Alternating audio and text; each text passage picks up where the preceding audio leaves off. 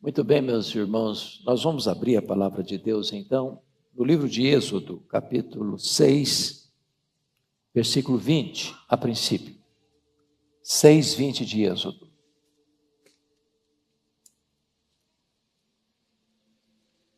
Convido toda a congregação para a leitura em uníssono. Vamos juntos? Arão tomou por mulher a Joquebede, sua tia, e ela lhe deu a Arão e Moisés. E os anos da vida de Arão foram 137. Agora, números 26, 59.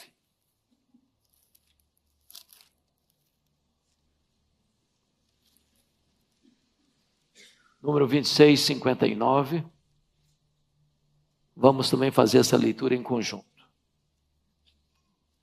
A mulher de Arão chamava-se Joquebede, filha de Levi, a qual lhe nasceu no Egito. Teve ela de Arão a Arão e a Moisés e a Miriam, irmã deles. Agora vamos voltar para Êxodo capítulo 1.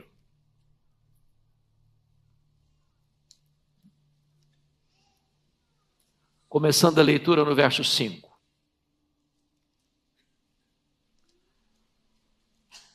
Eu passo a ler então. Todas as pessoas, pois, que descenderam de Jacó foram 70. José, porém, estava no Egito. Faleceu José e todos os seus irmãos e toda aquela geração. Mas os filhos de Israel foram fecundos e aumentaram muito e se multiplicaram e grandemente se fortaleceram de maneira que a terra se encheu deles. Entremente se levantou um novo rei sobre o Egito que não conhecera José. Ele disse ao seu povo: eis que o povo dos filhos de Israel é mais numeroso e mais forte do que nós. Eia, usemos de astúcia para com ele, para que não se multiplique. E seja o caso de que, vindo guerra, ele se junte com os nossos inimigos e peleje contra nós e saia da terra.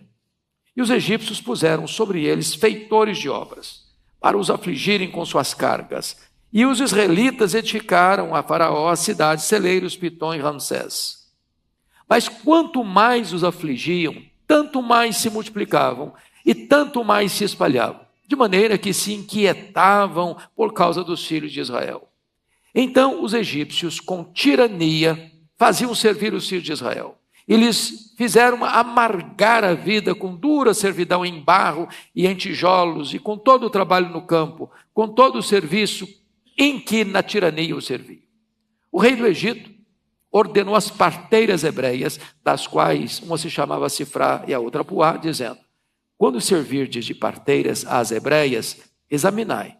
Se for filho, matai-o. Se for filha, que viva. As parteiras, porém, temeram a Deus e não fizeram como lhe ordenara o rei do Egito, mas deixaram viver os meninos. Então o rei do Egito chamou as parteiras e lhes disse: por que fizestes isso e deixastes viver os meninos? Responderam as parteiras a Faraó: é que as mulheres hebreias não são como as egípcias, são vigorosas, e antes que lhes chegue a parteira, já deram à luz a seus filhos. E Deus fez bem às parteiras, e o povo aumentou e se tornou muito forte. E porque as parteiras temeram a Deus, ele lhes constituiu família. Então ordenou Faraó a todo o seu povo, dizendo: a todos os filhos que nascerem aos hebreus lançareis no Nilo, mas a todas as filhas deixareis viver. Foi-se um homem da casa de Levi, casou-se com uma descendente de Levi, e a mulher concebeu e deu à luz um filho, e vendo que era formoso, escondeu-o por 3 meses. Não podendo, porém, escondê-lo por mais tempo, tomou um cesto de junco, calafetou-o com betume e piche, e pondo nele um menino, largou-o no carriçal à beira do rio. A irmã do menino ficou de longe, para observar o que lhe haveria de suceder. Desceu a filha de Faraó para se banhar no rio, e as suas donzelas passeavam pela beira do rio. Vendo ela o cesto no carriçal, enviou a sua criada e o tomou. Abrindo-o, viu a criança, e eis que o menino chorava. Teve compaixão dele e disse: este é menino dos hebreus. Então disse sua irmã, a filha de Faraó: queres que eu vá chamar uma das hebreias para que sirva de ama e te crie a criança? Respondeu-lhe a filha de Faraó: vai. Saiu, pois, a moça e chamou a mãe do menino. Então lhe disse a filha do Faraó: leva este menino, cria-mo pagar-te-ei o teu salário. A mulher tomou o menino e o criou. Sendo o menino já grande, ela o trouxe à filha de Faraó, da qual passou ele a ser filho. Esta lhe chamou Moisés e disse: porque das águas o tirei. Amém.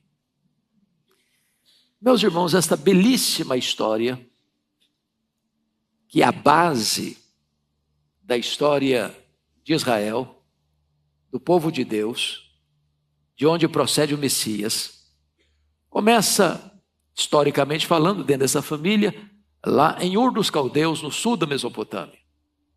Quando Deus dá uma ordem a Abrão sair da sua terra, no meio da sua parentela, uma vez que essa população da Mesopotâmia adorava outros deuses, falsos deuses, muitos deuses. E Abraão sai de Ur, vai se fixar em Harã, norte da Mesopotâmia. E de lá, ele sai, aos 75 anos, rumo à terra que ele não conhecia, que Deus havia lhe prometido. E Deus lhe faz uma promessa: de ti sairá então um descendente. E na tua descendência serão benditas todas as famílias da terra. E então, aos 100 anos de idade, nasce o filho da promessa, Isaque. Isaque vai se casar com 40 anos de idade. Rebeca, sua mulher, era estéril. Ele orou por ela 20 anos. E agora Isaque tem 60 anos.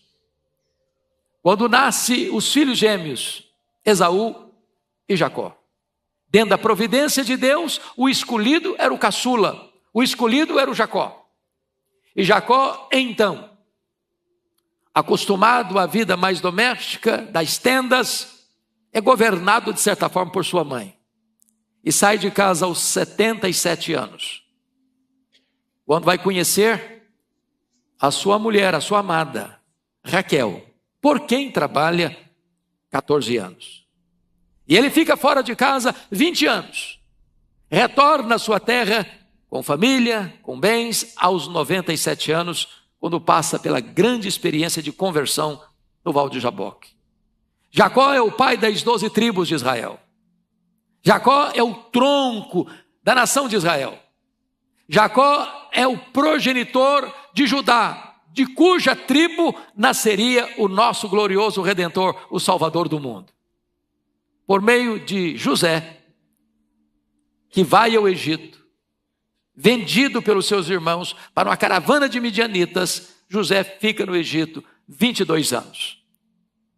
Até que ele reconhece os seus irmãos, que vão ao Egito comprar mantimento. E depois de algumas experiências marcantes, então José manda levar toda a sua família para o Egito. E chega no Egito 70 pessoas. Mas Deus já havia dito para Abraão, lá em Gênesis 15, de que a sua família seria escrava em terra estrangeira durante 400 anos, com muito sofrimento. Mas Deus puniria esse povo opressor, e Deus tiraria o seu povo de lá com uma mão forte e poderosa, e esse povo não sairia de mãos vazias. E agora o nosso texto nos informa, no capítulo 1, que chega um momento que se percebe que essa família de hebreus está crescendo e se multiplicando e se fortalecendo grandemente. Grandemente. Até que se levanta um novo rei, um novo faraó, que não conhecia José, que não conhecia os benefícios que José havia trazido à sua nação. E ele então começa a ficar desesperado. Porque notem vocês, no versículo 7, mas os filhos de Israel foram fecundos e aumentaram muito, e se multiplicaram e grandemente se fortaleceram, de maneira que a terra se encheu deles. A ideia de encher aqui é a ideia de um enxame. É uma ideia de uma povoação capilarizada por todo o Egito. E diz o texto, no verso 8, que esse faraó se levanta E então começa a nutrir um medo no coração no verso 9. Eis que o povo dos filhos de Israel é mais numeroso e mais forte do que nós. Mentira. Isso não é verdade. O medo aumenta o problema, maximiza o problema. E ele está levantando essa questão para agir de maneira astuciosa contra o povo de Deus. Mas então a primeira medida é tomada. Por favor, leia o verso 10 comigo, bota na tela, por gentileza. A primeira medida para frear o crescimento do povo de Deus. Toda a igreja comigo, verso 10. Eia, usemos de astúcia com ele, para que não se multiplique, e seja o caso que, vindo guerra, ele se junte contra os nossos inimigos, peleje contra nós e saia da terra. Então, a primeira atitude de Faraó para frear o crescimento do povo de Deus, para oprimir o povo de Deus, foi astúcia. Qual o medo dele? É que numa possível guerra, os hebreus se juntassem aos inimigos e fossem embora dessa terra, perdendo eles a mão de obra escrava. A essas alturas, os hebreus já eram ferramenta de trabalho. Já estavam submetidos a trabalhos forçados. Mão de obra barata, por que não dizer completamente grátis? Mas o que aconteceu? Consequência imediata, versículo 11, a igreja comigo de novo. E os egípcios puseram sobre eles feitores de obras para os afligirem com suas cargas. Os israelitas ficaram a Faraó, as cidades celeiros de Pitom e Ramsés. Então, tem um outro componente agora. Além de trabalho escravo, agora os hebreus têm ao lado um feitor de escravo. Além de trabalhar, vai apanhar. Além de fazer muito trabalho, ainda é chicoteado. Ainda sofre a chibata. Ainda sofre rigores terríveis na sua aflição. E eles, mesmo debaixo de opressão, constroem celeiros, cidades celeiros. Eles criam uma infraestrutura do Egito. Eles criam um mecanismo de riqueza para o Egito. E o Egito cresce à base do trabalho escravo. Mas a pergunta é, será que a perseguição destrói o povo de Deus? A igreja de Deus, há algum tempo, parou de crescer porque ela foi perseguida? Historicamente falando, quanto mais se persegue a igreja, mais ela cresce. O sangue dos mártires é a semente da igreja. Ninguém pode deter os passos do povo de Deus. A perseguição não destrói, a perseguição reaviva a igreja de Deus. Resultado, versículo 12. Leia comigo, por favor. Toda a igreja. Mas, quanto mais os afligiam, tanto mais se multiplicavam e tanto mais se espalhavam, de maneira que se inquietavam por causa dos filhos de Israel.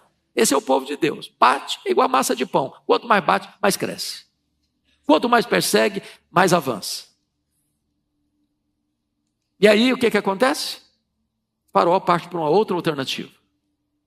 Aperta mais as tarraxas. Dobra mais a aposta. E o versículo de número 13 vai mostrar. Vamos ler 13 e 14, por favor. Então, os egípcios, com tirania, faziam servir os filhos de Israel. Eles fizeram amargar a vida com dura servidão, em barro e em tijolos, e com todo o trabalho no campo, com todo o serviço em que na tirania os serviam. Agora não é só escravidão. Agora não é só um feitor de escravo batendo neles. Agora eles fazem o trabalho com tirania, com dor, com amargura de alma, com muita opressão, com muito sofrimento. O povo de Deus está sendo torturado e subjugado. Pois bem, não resolveu o problema. Aí o faraó parte para uma medida mais radical ainda. E eu chamo a sua atenção para essa medida. Por favor, versículo 15 e 16, vamos ler. O rei do Egito ordenou as parteiras hebreias, das quais um chamava Sifrá e a outra Puá, dizendo: quando servirdes de parteira às hebreias, examinai, se for filho, matai, se for filha, que viva. Então, três coisinhas para esclarecer. Primeiro, é que essas duas parteiras certamente eram parteiras chefes, que coordenavam outras parteiras. Nós estamos falando de uma população de praticamente 2 milhões de pessoas. 600 mil homens, fora mulheres e crianças. É claro que 2 parteiras não dão conta dessa multidão toda. Agora, notem uma coisa. O que é uma parteira? Pessoal que foi criado na roça como eu nasci com parteira. Ela é o que? Agente de vida. Ela traz à luz vida. Ela explode alegria porque traz nas suas mãos um ser que está vivo, que vai viver, que vai ser uma bênção. Mas ele inverte os papéis. A parteira vai ser agente de morte. Segundo elemento. Ele convoca parteiras hebreias para matar meninos hebreus. Ele não está convocando parteiras egípcias para matar meninos hebreus. Ele está querendo criar uma fissura entre o seu próprio povo. Ele está querendo gerar uma crise de ódio, de raiva, de sentimento de vingança dentro do povo de Deus. Ele quer que as parteiras hebreias matem os meninos hebreus. Agora, matar os meninos hebreus significa acabar com a população. Acabar com a população é acabar com a promessa.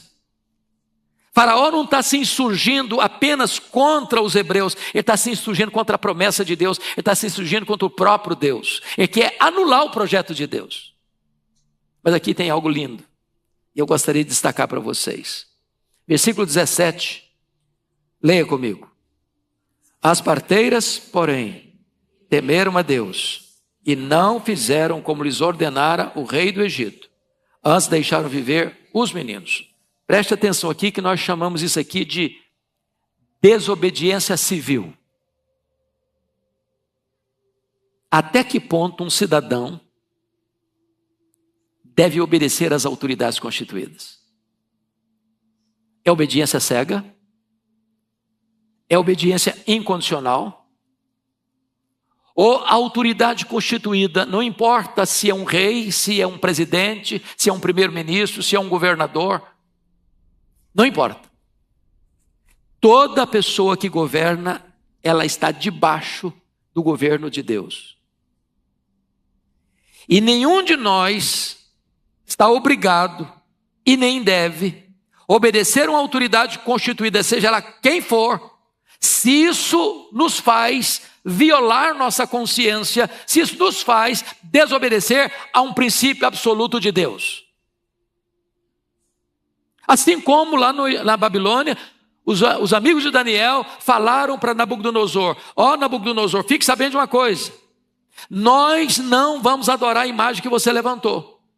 Se Deus quiser nos livrar, tem poder para nos livrar. Se Ele não quiser nos livrar, nós estamos prontos a morrer, mas nós não vamos obedecer. A mesma coisa aconteceu com Daniel. Ele, sabendo que havia um interdito para matá-lo, se ele orasse ao Deus Todo-Poderoso, e ele, mesmo sabendo que havia um decreto real para não fazer isso, ele o fez. Porque a autoridade humana não tem poder absoluto só o Deus Todo-Poderoso que tem. Foi o mesmo que os apóstolos fizeram em Jerusalém, quando o Sinédrio deu ordens para eles não pregarem no nome de Jesus. E eles responderam: antes importa obedecer a Deus que aos homens. Deus está aqui levantando gente que teme a Ele. E toda pessoa que teme a Deus não tem medo dos homens. Preste atenção nisso. Eu vou repetir. Toda pessoa que teme a Deus não tem medo dos homens. O que aconteceu com essas parteiras? Faraó as confrontou e elas deram uma boa desculpa.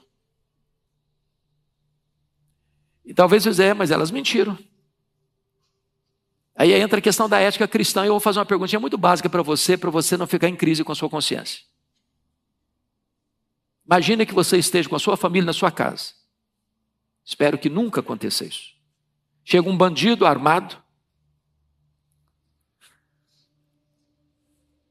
e o seu filho correu e se escondeu. E o bandido pergunta para você assim: tem mais alguém nessa casa? Onde ele está?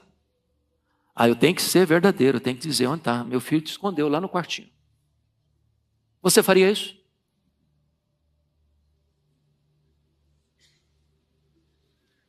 Qual o peso de você dizer: Eu não sei, não tem ninguém. Essa palavra vai poupar uma vida. Quando elas disseram, as mulheres hebreias não são iguais às mulheres egípcias, não. Quando a gente chega, a menina já deu a luz.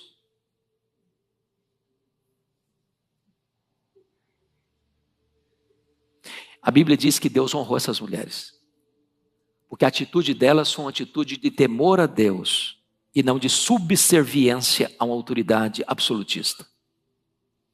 Mas notem que Faraó, então, parte para a última postura e radical para impedir o crescimento do povo de Deus. Confira comigo, por favor, o versículo 22, toda a igreja comigo.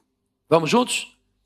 Então, ordenou o Faraó a todo o seu povo, dizendo, a todos os filhos que nascerem aos hebreus, lançareis no Nilo, mas a todas as filhas deixareis viver. Agora preste atenção que a primeira atitude de despotismo contra a vida é uma ordem às parteiras hebreias.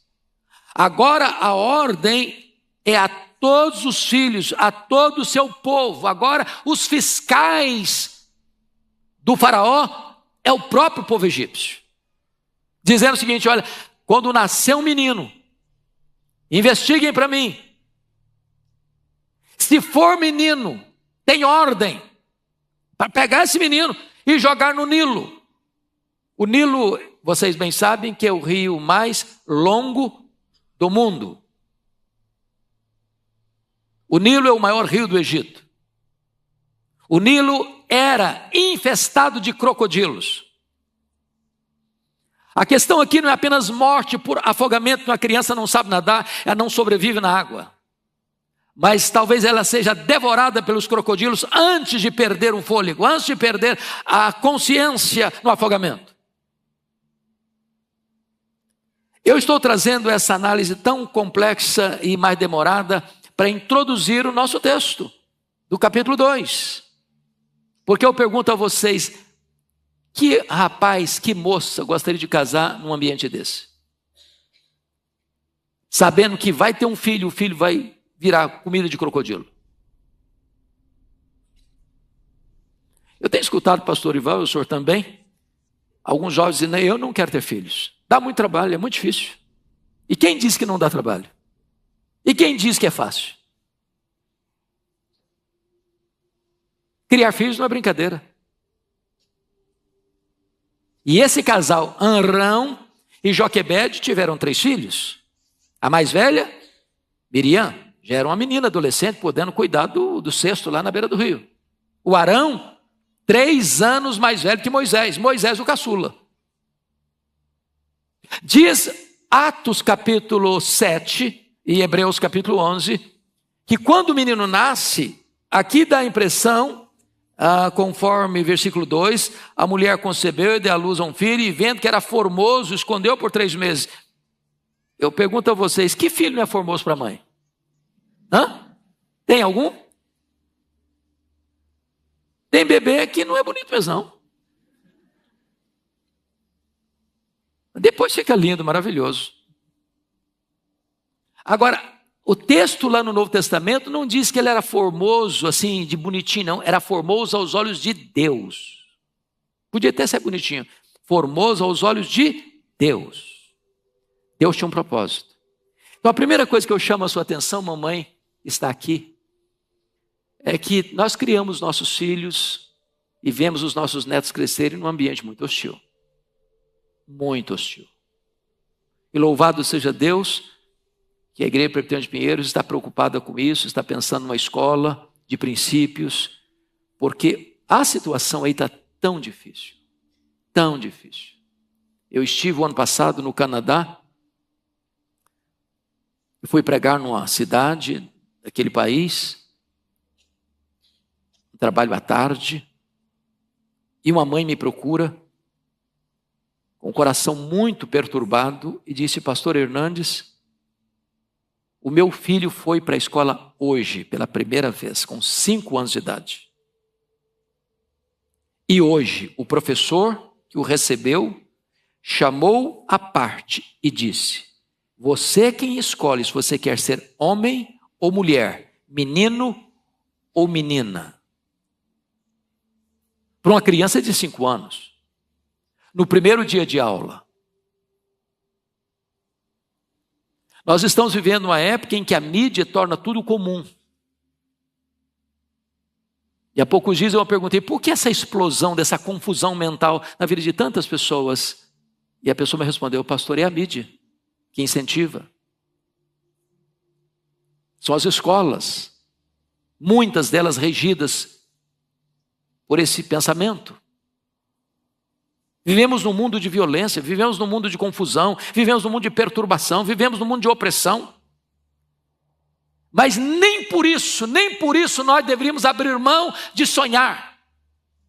Nem por isso os jovens solteiros e os jovens casados deveriam abrir mão de ter filhos para a glória de Deus. O mesmo Deus que guardou Moisés, o mesmo Deus que deu graça e fé para Arão e Joquebede, pela fé, guardar aquele menino, esconder aquele menino 3 meses, é o Deus que vai dar força, vai dar fé, vai dar coragem, vai dar estratégias para você proteger os seus filhos do mal.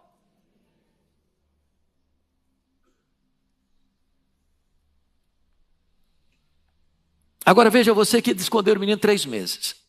Gente, bebê chora ou não chora? Quando é que bebê chora? Quando está com fome? Quando está sentindo dor? Quando está com fome, com dor? Está precisando de limpeza. Mais o quê? Com sono. Pronto. Sabe o que eu penso, tem hora? Que quando o menino começava a chorar, pastor, eu apertava o menino no peito para sufocar o choro dele, porque não podia chorar alto. As casas daquela época, irmãos, não são como as nossas casas, chiques, grandes, bonitas, não. Casas muito singelas. Mas Hebreus vai nos informar, capítulo 11 de Hebreus, e isso é maravilhoso. Abra lá comigo em Hebreus 11, põe na tela, filho, para a gente ler. Por favor. Versículo 23, 11 e 23 de Hebreus. Toda a igreja comigo. Pela fé, Moisés, apenas nascido, foi ocultado por seus pais durante 3 meses, porque viram que a criança era formosa. Também não ficaram amedrontados pelo decreto do rei. Olha aqui, que explicação maravilhosa. Por que eles esconderam o menino 3 meses? Pela fé. Pela fé eles não tiveram medo de quê? Do decreto do rei. Isso é fé. Vamos ler o 24. Por favor. Pela fé, Moisés, quando já homem feito, recusou ser chamado filho da filha de Faraó, preferindo ser maltratado junto com o povo de Deus, a usufruir prazeres transitórios do pecado, porque considerou o opróbrio de Cristo por maiores riquezas do que os tesouros do Egito, porque contemplava o galardão. Então vamos perceber algumas coisas agora, irmãos, no capítulo 2. Depois de 3 meses, a Joquebede pensou assim, não dá mais para segurar. Ela dá mais um passo de fé. Vou fazer um cesto. Vou calafetar esse cesto. Vou botar um menino no cesto. E vou soltar no carriçal, ou seja, aquelas plantas de papiro, às vezes, que davam na beira do rio. Agora, preste atenção nisso. A palavra cesto aqui, no hebraico, é arca. E a palavra arca só aparece 2 vezes no Velho Testamento, só 2 vezes. A arca de Noé e a arca de Moisés. A arca de Noé significou o quê? Salvação.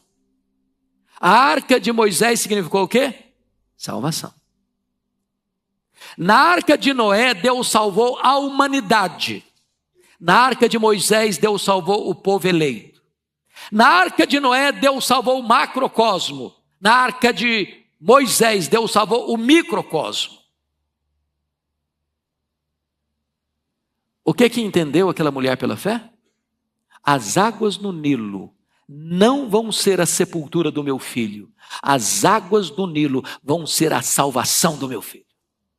Isso é fé. O mundo é hostil mesmo. O ambiente é terrível mesmo. As escolas hoje, em grande parte, oferecem riscos e perigos também, além da educação. O que você vai fazer? Vai recuar? Vai amedrontar? Vai ficar com medo? Não vai querer ter filhos? Vai querer parar? Em nome de Jesus, não! É hora de agir pela fé. De entender que os nossos filhos são belos, lindos, preciosos aos olhos de Deus. Leia, por favor, comigo Atos capítulo 7. Vamos ver o discurso de Estevão quando ele faz referência a esse caso. Atos 7, por favor. Versículo 20. Ponha na tela para toda a igreja ler comigo. 7:20. Atos. Vamos lá, toda a igreja. Por esse tempo, nasceu Moisés, que era formoso aos olhos de Deus. Por 3 meses foi ele mantido na casa de seu pai. Quando foi exposto, a filha de Faraó o recolheu e criou como seu próprio filho. E Moisés foi educado em toda a ciência dos egípcios e era poderoso em palavras e obras. Quando completou 40 anos, veio-lhe a ideia de visitar seus irmãos, os filhos de Israel. Bom, então chama a sua atenção para esse ponto aqui. O menino era formoso aos olhos do pai e da mãe, bonito para tirar fotografia, fazer um álbum bonito? Não, formoso o quê? Aos olhos de Deus. Isso é muito mais do que um menino bonitinho. Os pais perceberam que tinha um projeto de Deus na vida daquele caçula. Agora, vamos voltar para o texto de Êxodo 2. Esse texto retrata 4 mulheres que marcaram a vida de Moisés.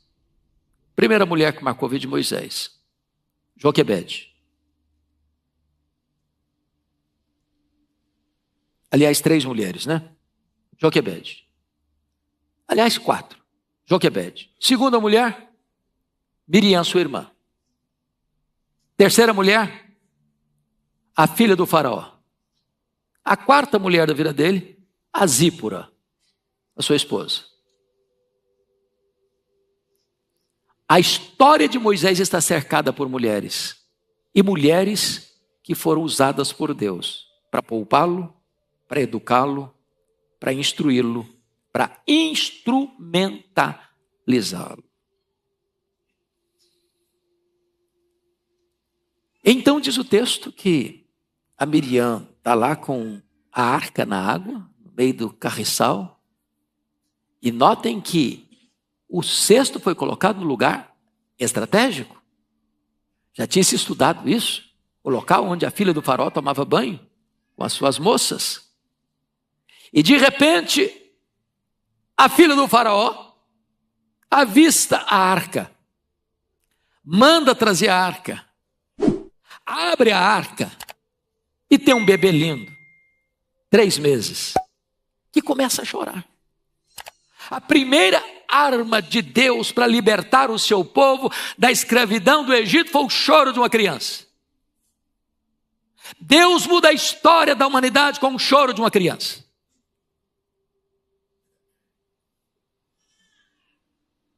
Eu acho incrível a presteza e rapidez e sabedoria da Miriam. Quando chega para a filha do faraó e diz: você não quer que eu arranje uma mãe para cuidar dessa criança?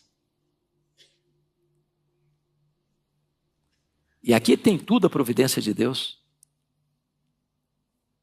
E a filha do faraó disse: eu quero, claro, eu quero. Ela correu para a mãe Joquebede e falou: mamãe, a arca funcionou. Deus honrou sua atitude de fé. A arca foi encontrada. E foi encontrada pela filha do faraó. E ela está dizendo que quer uma mãe para cuidar do menino. Não tem ninguém melhor que a senhora. E aí a Joquebede vai, toda posuda, toda tranquila. E olha, eu vou te pagar para você cuidar dele. Agora pensa como Deus é maravilhoso. Um menino marcado para morrer, agora é educado por quem? Pela mãe. Recebendo um régio salário. Essa é a recompensa da fé. Agora, preste muita atenção nesse ponto. Deus está resolvendo alguns problemas na vida de Moisés. Primeiro problema, Deus o livra da morte. Segundo problema emocional. É a mãe dele que vai criá-lo. Terceiro problema que Deus resolve, educação religiosa. Porque, voltando para Hebreus 11, por favor, pense comigo nesse aspecto. Volte comigo lá para Hebreus 11 para você entender um ponto, e nós já estamos encerrando. Está escrito o seguinte: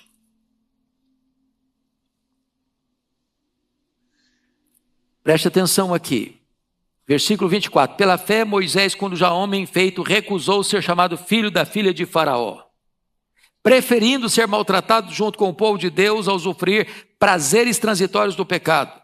Porquanto considerou o opróbrio de Cristo por maiores riquezas do que os tesouros do Egito, porque contemplava o galardão. E eu pergunto a vocês, onde ele aprendeu isso? Foi no palácio do Egito? Foi estudando as ciências ocultas do Egito? E a resposta é um sonoro não.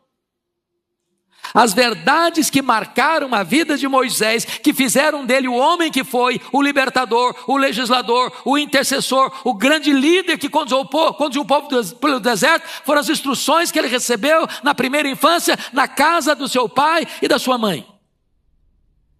Então, pelo amor de Deus, desculpe da expressão tão forte, não terceirize a educação dos seus filhos na primeira infância. Não entregue nas mãos do Estado a educação dos seus filhos. Nem coloque na conta da igreja. A igreja assessora, a igreja ajuda. O pastor Ival diz constantemente isso aqui: a fé começa em casa. É lá na infância que você vai instruir. E se você plantar a semente da verdade do Evangelho no coração e na mente das suas crianças, elas vão crescer. E quando forem velhas, isso vai direcionar a vida delas para ser a grande vetor para tomar as maiores e melhores decisões da vida. Mas finalmente, em quarto lugar, Deus resolveu o problema da formação acadêmica. Porque o texto vai dizer que Moisés vai estudar as ciências do Egito.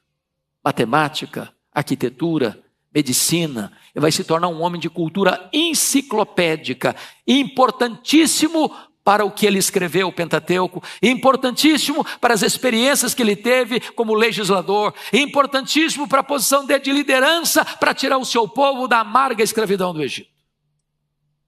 Então, Deus é esse Deus maravilhoso, que usa as mais diversas ferramentas para cumprir os seus santos propósitos. E permita-me concluir dizendo que Joquebede foi uma mãe muito bem-aventurada.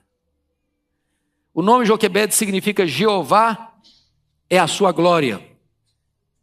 Essa mulher só é mencionada 2 vezes na Bíblia, os 2 textos iniciais que lemos, Êxodo 6:20, número 26:59. Mas essa mulher, preste atenção, e eu vou pedir que você acompanhe a leitura comigo que eu farei em Miqueias 6:4. Tem uma informação muito linda sobre ela. Olha o que está escrito aqui. Miqueias 6:4. Já que está na tela, vamos todos ler. Pois te fiz sair da terra do Egito e da casa da servidão te remi. E enviei adiante de ti Moisés, Arão e Miriam. Preste atenção nisso. Essa mãe é mãe de 3 filhos, Miriam, Arão e Moisés. Moisés foi o libertador, Arão foi o sumo sacerdote, Miriam foi profetisa e musicista. Essa mãe, num tempo de opressão, entregou à história 3 grandes líderes da nação. Que exemplo! Então, pergunta a você, que tipo de mãe você tem sido? Segundo, que tipo de investimento você tem feito em seus filhos? Terceiro, quais são os seus sonhos? Quais são os seus ideais em relação aos seus filhos? E a minha oração é que Deus levante Joquebedes na nossa geração. Que Deus levante Moisés na nossa geração. Que Deus os abençoe. Amém.